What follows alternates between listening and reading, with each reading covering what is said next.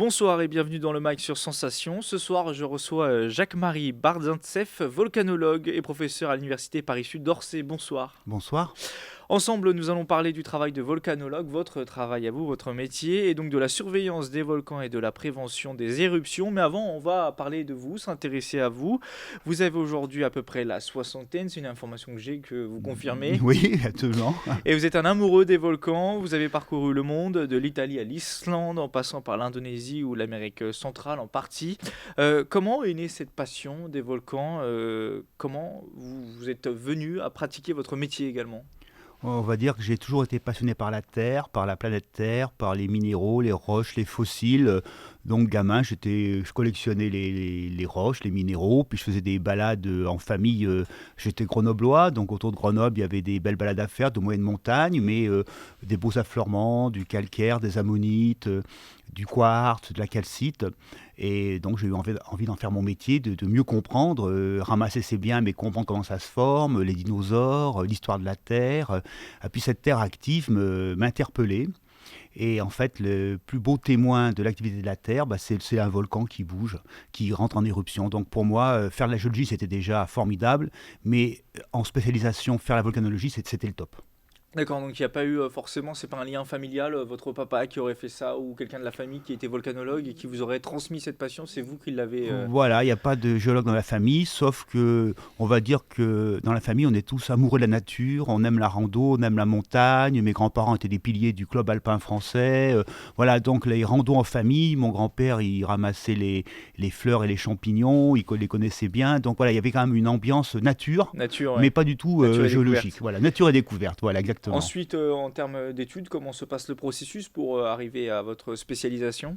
Alors, mon cursus, c'était donc un bac scientifique. À l'époque, c'était un bac C, maintenant on dirait un bac S pour les Ouais. jeunes qui nous écoutent.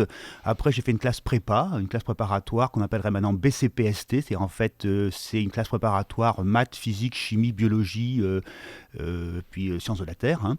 Et après, je suis rentré à Normale Sup, école normale supérieure, qui à l'époque était à Saint-Cloud, donc dans le 92. Maintenant, c'était l'école qui est à Lyon, donc Normale Sup Lyon, pendant 4 ans. Donc là, on fait vraiment à haute dose de la géologie et on sort en passant l'agrégation.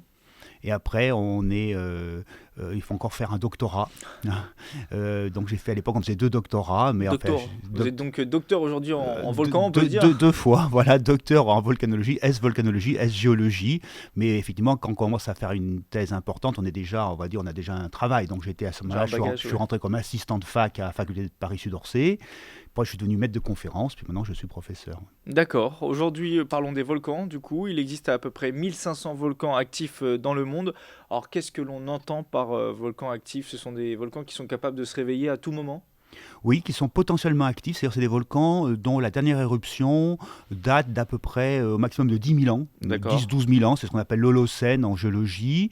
Donc on a des témoins, alors soit des vrais témoignages si c'est quelques siècles, Ouais. si c'est plusieurs milliers d'années, on a des témoignages indirects par des dépôts qui sont datés. Mais un volcan qui a fait une éruption, on va dire, il y a 10 000 ans, est susceptible d'en refaire, de se réveiller, ça c'est déjà vu. C'est-à-dire que les volcans qui ont fait des éruptions avant 10 000 ans, aujourd'hui, ils sont ce qu'on peut appeler peut-être morts. Alors, c'est peut-être pas le bon terme, mais Voilà, si ils sont éteints, alors c'est pas si simple, on va dire que, comme on n'est pas tout à fait sûr, on va dire qu'au moins de 10 000 ans, on est sûr qu'ils peuvent se réveiller, mais pour être sûr qu'ils soient éteints, il faut qu'ils aient rien fait depuis 50 000 ans, certains disent 100 000 ans, vous voyez, donc entre 10 000 et 50 000, il y a une petite latitude qui fait qu'on ne sait pas trop, on ne peut pas rayer les volcans de la liste, mais on ne peut pas les mettre non plus, mais les 1500 dont vous faites allusion sont des volcans, effectivement, potentiellement, qui ont fait des éruptions au cours des derniers millénaires, et qui peuvent se réveiller, et qui d'ailleurs se réveillent. Alors, ces volcans actifs sont logiquement répertoriés et surveillés grâce à des capteurs, à des satellites. Comment ça fonctionne précisément, cette surveillance de ces volcans actifs? Alors, ces 1500 ne sont pas tous surveillés de la même façon, hein. Certains, il y a un peu une liste rouge, on va dire un petit peu, des volcans dangereux. D'abord parce qu'ils sont très actifs. Eux, ils ont eu des éruptions, on va dire, dans le siècle dernier peut-être. Et en plus, ils sont dans des régions peuplées. Puis il y en a d'autres qui sont au contraire, peut-être très actifs, mais dans des régions désertiques. Je pense à l'Alaska, je pense au Kamchatka. Donc là, ils ne menacent pas grand monde. Ou alors, il y a des volcans qui sont plus calmes. Alors, ceux qui sont très actifs et très dangereux parce que dans des zones très peuplées, ils sont une centaine. Voilà, donc on va dire qu'il y a une centaine de volcans dangereux, tueurs, qui sont connus. Alors ceux-là sont très surveillés. Quel est le volcan, par exemple, aujourd'hui le plus dangereux? Ou en tout cas, s'il y a un classement, est-ce qu'il y a un top 1, le Il y, volcan? il y a plusieurs volcans, enfin tous les volcans qui sont en région habitée, donc en Indonésie, mais ça peut être également en Italie, ça peut être en Islande, ça peut être aux Philippines, au Mexique. Donc on ne peut pas donner un top 1 de volcans, mais on peut donner un top 10 de volcans. Le Popocatépetl au Mexique, le Misti au Pérou, on peut citer le Vésuve, on peut citer l'Éclat en Islande. Voilà, il y en a un certain nombre, une dizaine, qui sont des volcans qui sont en région habitée et puis qui ont fait des éruptions importantes dans le passé. Et justement, à quel moment on sait qu'il va y avoir une éruption, même si on ne peut pas forcément la dater précisément? Quels sont les signes avant-coureurs qui disent à vous et vos collègues qu'il va y avoir une éruption bientôt?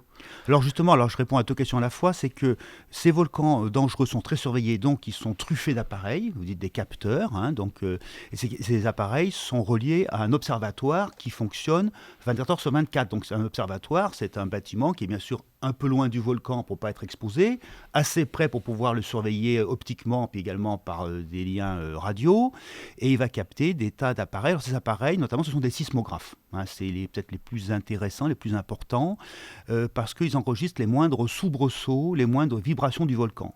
Alors qu'est-ce qu'un volcan? Un volcan, c'est une chambre magmatique en profondeur, donc une grande poche de quand même plusieurs kilomètres de taille, hein, parfois, donc plusieurs kilomètres cubes au total, ou même plusieurs dizaines ou centaines de kilomètres cubes, dans lequel le magma est liquide, et le magma, on va dire, il y séjourne, comme dans une chambre, il y dort. Puis de temps en temps, il est amené à monter parce qu'il y a une fracture qui s'ouvre, parce qu'il y a une réalimentation.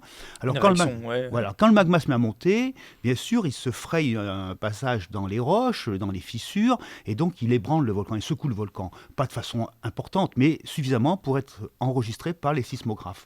Donc c'est des tout petits mouvements, des tout petits séismes qui ne sont pas dangereux, Qui sont pas perceptibles qui sont en à plus pour peine l'humain. perceptibles par l'homme. C'est, on va dire, ceux qui connaissent en magnitude, ça sera une magnitude peut-être 2 D'accord. ou 3, maximum parfois 1, mais il y en a beaucoup. Donc quand on commence à enregistrer sur un volcan des dizaines, voire des centaines de petits séismes par jour, c'est que le magma bouge juste en dessous.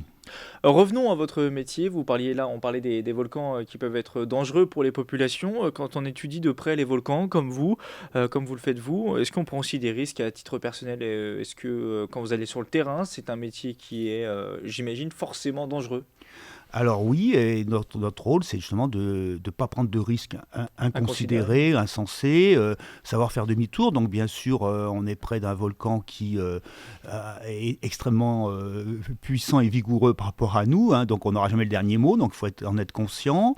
Donc on peut approcher une éruption qui peut être une éruption de coulée de lave. Si c'est des éruptions très explosives, qui peuvent tourner à ce qu'on appelle des nuées ardentes, il faut bien sûr ne pas s'approcher, rester en plus il y a des bonnes directions, genre, il y a des directions qui sont privilégiées ou au contraire qui sont catastrophiques.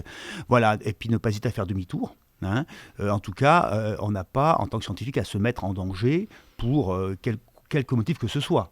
Alors parfois ça arrive effectivement qu'on soit surpris par les événements qui tournent pas comme on le pense, auquel cas il faut faire demi-tour le plus vite possible, mais le mieux c'est quand même de tout anticiper et de ne pas prendre des risques inutiles. Très rapidement, pour les auditeurs qui nous écoutent et peut-être des jeunes qui seraient intéressés par votre métier, quelles sont les qualités qu'il faut avoir pour être volcanologue, pour faire comme vous, le même métier selon vous? On va dire il faut s'adapter aux circonstances, il faut aimer la variété, c'est-à-dire qu'on a un métier qui est très varié, donc qui est très passionnant. Mais effectivement, C'est ça ça peut le être. premier élément finalement, c'est la passion, j'imagine, avant Bah tout, qui oui, vous anime. c'est exactement. C'est qu'on adore son métier, on s'intéresse, il y a des volcans sans arrêt. Donc effectivement, ça veut dire qu'il faut accepter peut-être de partir très vite. Sur place, eh bien, on n'est pas toujours logé en hôtel 3 étoiles, même pas rarement. Donc c'est parfois, il peut faire pas beau, on peut être sous les tropiques avec la mousson, il peut y avoir, au contraire, il peut faire très froid au Kamchatka, au contraire très chaud en Éthiopie. On peut avoir soif, on peut avoir faim, il peut y avoir des animaux pas gentils qu'il faut surveiller. Voilà, donc, mais bon, tout ça, ça fait partie de l'aventure. Il faut ne pas se mettre dans des situations qui ne sont pas claires. Et voilà, il faut accepter l'inconfort. Il faut avoir une bonne santé, mais pas besoin d'être champion olympique non plus. Alors, c'est sûr, on monte sur des volcans, on fait du dénivelé, on porte des sacs, mais je vous dis une bonne santé et puis un bon moral. Merci Jacques-Marie Bardintseff d'avoir été avec nous. Je le rappelle, vous êtes volcanologue et professeur à l'université de Paris-Sud Saclay, l'université Paris-Sud Saclay, d'Orsay, excusez-moi, Alors, D'Orsay, non, parce que Saclay, parce qu'on est sur le territoire des Yvelines, c'est voilà. pour Mais ça. c'est Paris-Sud-Orsay qui Paris-Sud va être Orsay. englobé dans un grand pôle Voilà. Paris-Saclay. Voilà, Voilà, c'est donc, pour ça, j'ai anticipé. ouais, absolument. Paris-Sud Orsay. Vous pouvez retrouver cette émission podcast audio et vidéo sur radiosensation.fr. Excellente soirée à tous sur Sensation.